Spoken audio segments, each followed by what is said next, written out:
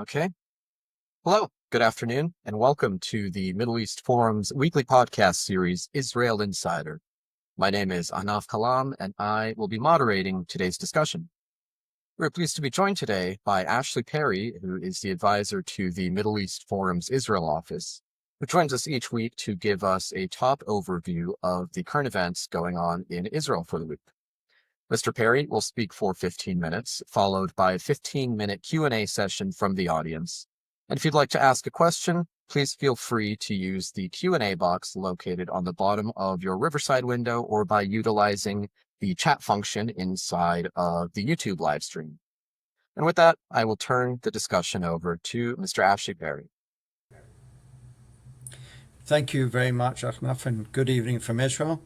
Now that Iran, the whole Operation Rising Lion, the attacks on Iran are very firmly in the rear view mirror, even though, for Israel, the Israeli authorities, military intelligence, it will never be in the rear view mirror completely, at least not while this regime stays in power. Most of the focus now is on Gaza, hostages, IDF, the soldiers, and it's clear that in the next week or so, there's going to need to be a very definitive decision.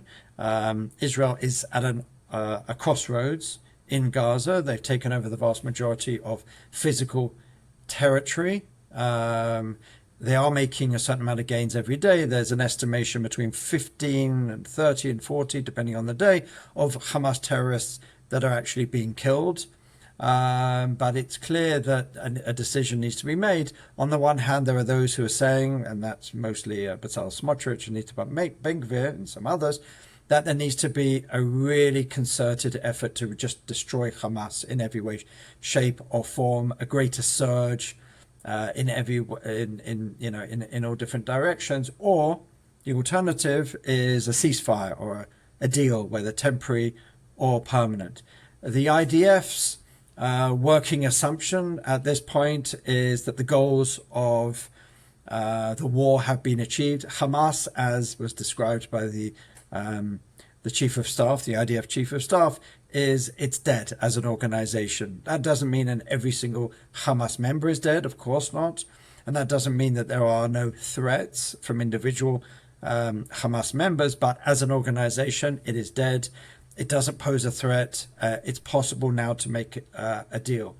In general, in the IDF, especially amongst the reserves, let's not forget many of the reserves who have been away from their families, away from their jobs, called up, then sent home for a few days, then called up again. Some of these people are, in their 30s, 40s, 50s, who are on their fifth or sixth tour of Gaza.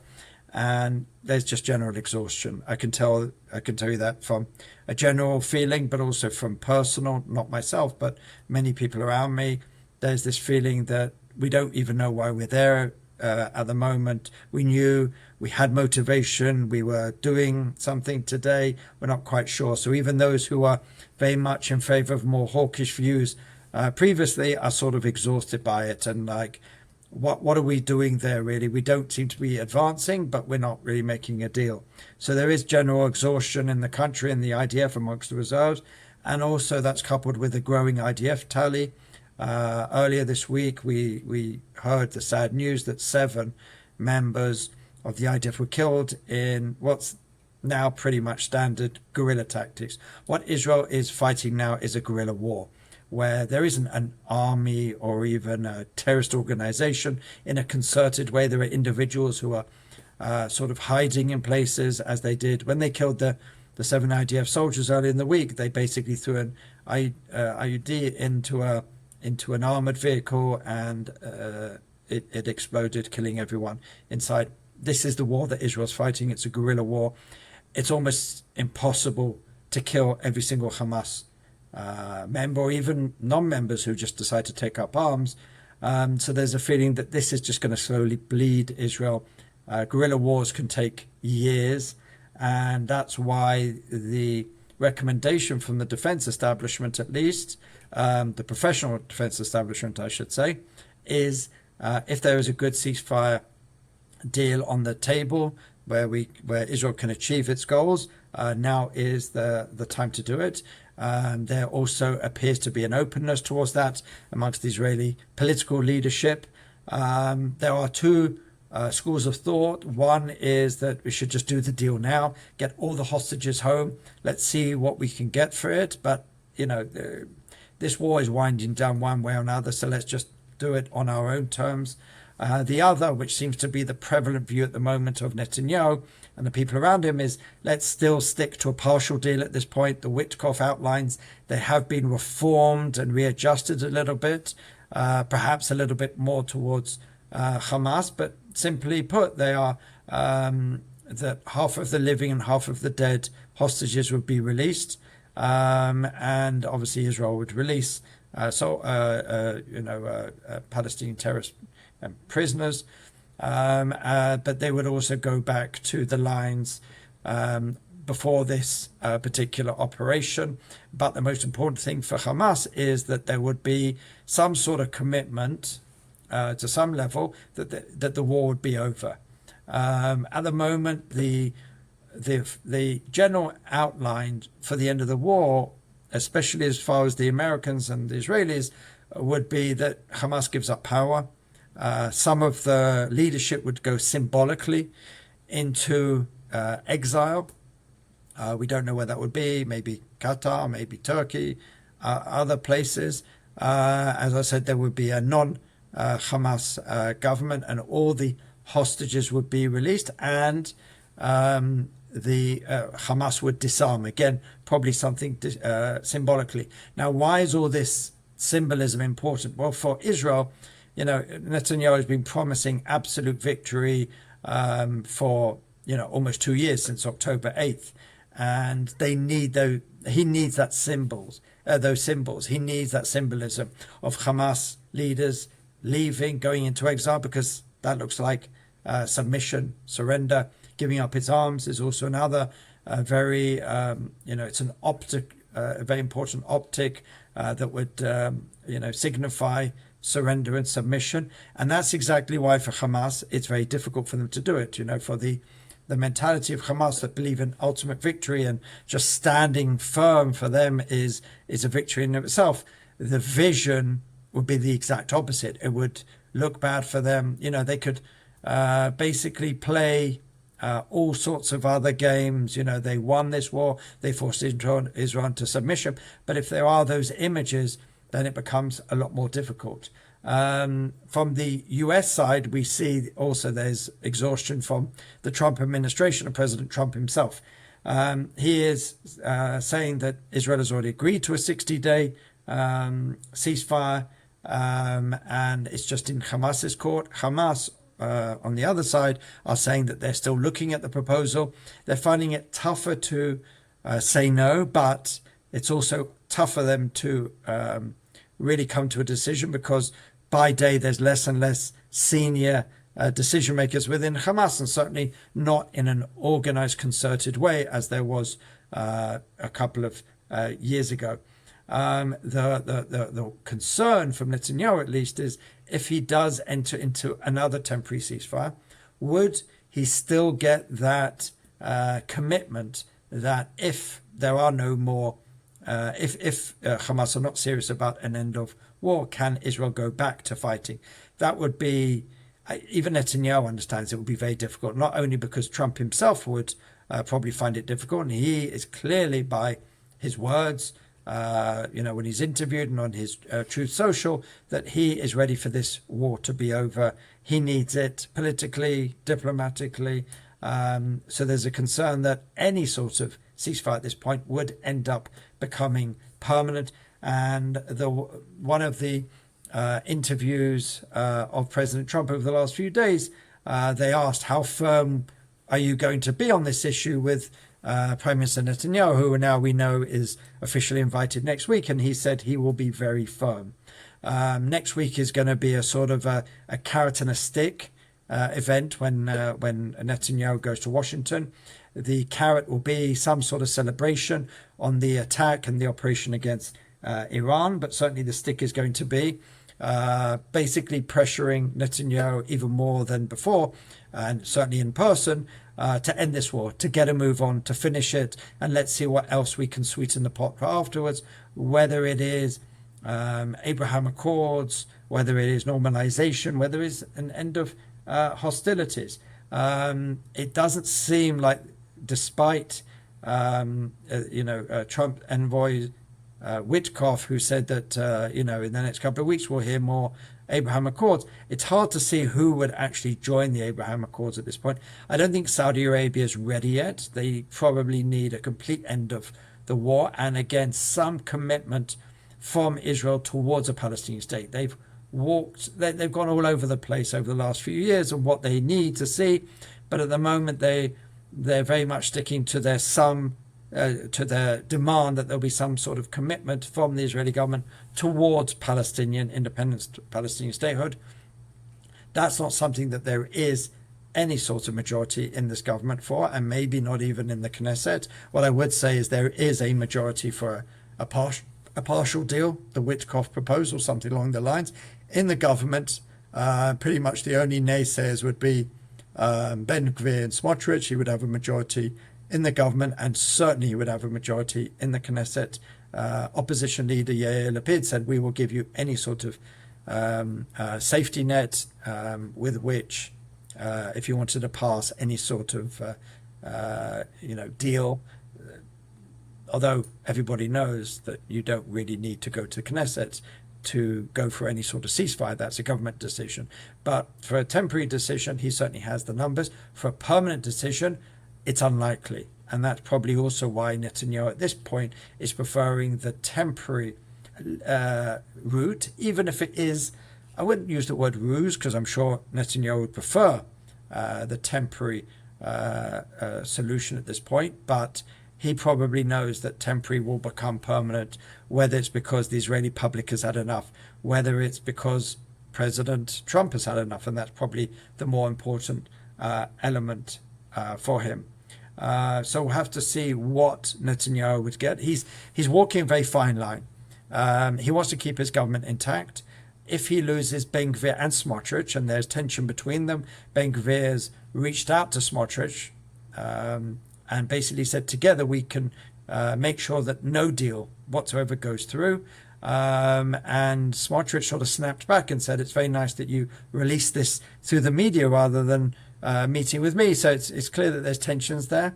But together they could definitely make it far more difficult. Even if they can't stop the ceasefire, temporary or otherwise, they can basically ensure that the government is on very shaky ground. Would they vote a vote of no confidence to bring it down?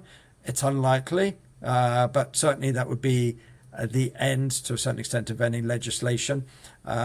Speaking of which, we also have the ultra-Orthodox who have now gone back to their pre-Iran position of not voting with the government on any issues until they pass the so-called enlistment law. So Netanyahu has a lot of domestic challenges to get through, but he also has a bigger one in the White House.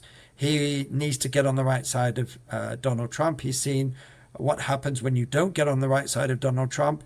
And he really has to walk that fine line in trying to make sure that he doesn't have another government crisis while doing just enough to please Trump. But that's where we are. As I said, next week there'll be that meeting. What happens behind the scenes will be very important. That's why Ron Dermer, Strategic Affairs Minister and really the right hand of Netanyahu, is there now to try and see what can be done to get a sense of the different players he's met with.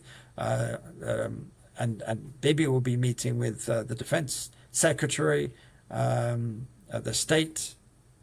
Secretary of State, as well as important members of Congress. So there is a lot on the line. This is, I would argue, one of Netanyahu's greatest challenges, because in previous times when he's gone against Obama, Biden, he can play it back to his crowd that it's an unfriendly president and it's okay to annoy them, it's okay to lecture them, as some felt that he did at one point, and just basically to stand against them.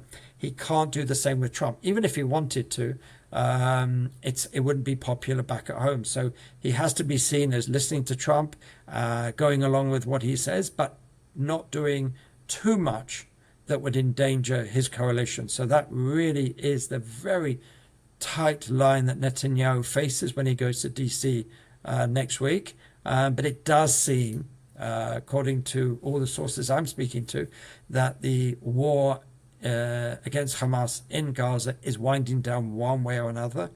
How it plays out, whether it's a temporary ceasefire, which is certainly what Netanyahu would like to see, or that would give Israel the opportunity to go back fighting, or a temporary ceasefire that would end up being a permanent ceasefire, which is probably what Donald Trump at this point wants.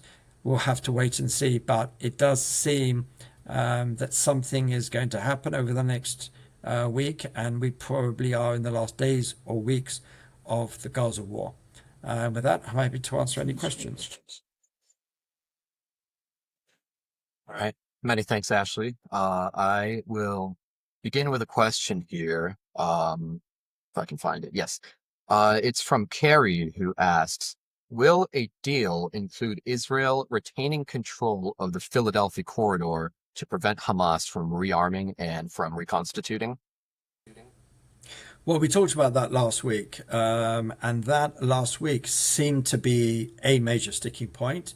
As I understand it today, probably because we're getting closer to the end, a major sticking point is this symbolism of some sort of, as they like to call it in Israel, an image of victory, seeing Hamas senior leaders leave the strip, seeing some sort of disarmament, maybe by images. Anyone who followed the Northern Ireland conflict those many years ago, this was a major sticking point, exactly how visually it would be seen, who would be the ones to ensure that disarmament happened, and how would it be carried out, and who would be the observers. So these are the kind of issues, to a certain extent, that we're dealing with now. It's about imagery, it's about symbolism, but there are also some very significant issues. And the Philadelphia corridor is certainly one of them. Israel will certainly want to maintain it. It won't want to make the same mistake it did in 2005. If anyone who remembers those days before or weeks or months before the disengagement, Ariel Sharon wanted to keep the Philadelphia corridor, and George W. Bush was very much wanted to settle this as to the very last inch. That was very symbolic back in those days, and managed to convince Sharon to give up even the Philadelphia corridor. So there are bad memories of doing that, and there's a lot of people in Israel who feel, with a lot of credibility, that if Israel isn't there, then yes, there will be the smuggling of arms, the smuggling of everything that will ensure that whether Hamas is or isn't in power the day after the war, it will only be a matter of time before they retake power, as they did in, I think it was 2007, not too long after the disengagement. All right, thank you. Now I'm going to turn to a question from David, who asks, I saw a report that the U.S. actually refueled most of the Israeli planes that bombed Iran while in the air. Can you comment on this? I didn't hear that. As far as I'm aware, Israel refueled its own planes. It even released imagery of that. Now, again, I wasn't there. I don't know what went on, but to the best of my knowledge, it was Israeli refueling planes that refueled the Israel jets. Certainly, on that first night, America wasn't involved in a concerted and active way, while they certainly did enter the war later on, especially with the now famous attacks on Fordo, Natanz, and Isfahan. To the best of my knowledge, Israel has refueling planes, and Israel has practiced these sort of operations for quite a number of years, and Israel has even used similar operations in Yemen, and attacked Iran twice before this Operation Rising Lion. To the best of my knowledge, it was only refueled by Israeli refueling jets during this operation, but I don't have any inside information, and maybe in the future it will turn out that there was some active American role in that. But as far as I'm aware, it was all Israel. Thank you. Now, Lisa asks, Who speaks for Hamas now that its leadership is largely kaput? That is the question. No one is quite sure. I mean, I'm sure there are some people who have discussions. There's always been since the beginning this disconnect between the Hamas political bureau, as they call it, which is usually mostly based in Qatar. It used to be run by Ismail Haniyeh, and now it's, I think, Khalid Mashal. But they don't really speak to or for the people on the ground. It's very hard now that none of the Sinwar brothers are alive and various other major players within the Strip. It's actually considered quite difficult to make a deal at the moment, sometimes because no one knows who's speaking. And there's obviously different elements with different ideologies and different goals and aims on the ground in Gaza as well. So when we sometimes do hear, the sort of language that Hamas has started to soften their stance, a lot of it's just coming from Qatar, where these Hamas leaders are living in the lap of luxury and Qatar mansions and hotels and dining out on, the best that Qatar has to offer, but is not the reality of those on the ground. Obviously, the ones in Qatar haven't got as much skin in the game, but it's hard. It's certainly hard, and it's considered a great challenge at this point to really understand who's speaking for Hamas. And let's not forget that if it involves a hostage deal, you have to speak to the people who are physically looking after the hostages. There isn't, as I said very early on in my remarks, Hamas as an organization, as one organization with a command structure, no longer really exists, certainly not in the way it used to. So it's very hard to know who speaks for the organization and what level of control they have. Israel, the IDF, have certainly made some major inroads. And how you want to read into the IDF Chief of Staff's definition of Hamas as dead depends on exactly how you would define an organizational death. But certainly Hamas is still there. Hamas is certainly holding on to the hostages, and that probably is the key. Those who hold on to the hostages have the leverage. And considering they are the key component for the Israeli side of the deal, whoever has the hostages or whoever is sort of the ruler over them will probably make the final decisions, but it's certainly a challenge at this point. All right, thank you. Now I will turn to a question here from Mario, who asks, any chance of the Saudis also being in the White House next week with Bibi? I doubt that they are ready for that sort of public show. The sort of the stage managed, photo, the White House lawn, the shaking of the hands, the signing of the agreement. It's too early. I highly doubt. Everything's possible, especially under this Trump administration. One never knows what's going on behind the scenes. But from everything that I understand, Saudi Arabia not there. Certainly, they're happy with what's happening in what happened in Iran. Certainly, they're happy with the regional constellation, with Syria, the way it is, with Lebanon, and Israel's role in that. But I can't see a situation where Saudi Arabia, a Saudi Arabian leader would be seen next to Netanyahu while Israel is still in Gaza and, as it must do in war, killing Palestinians on a daily basis. As I said, a large quantity of them are Hamas terrorists, but still the way it's played out in the Arab world is certainly in a highly negative way.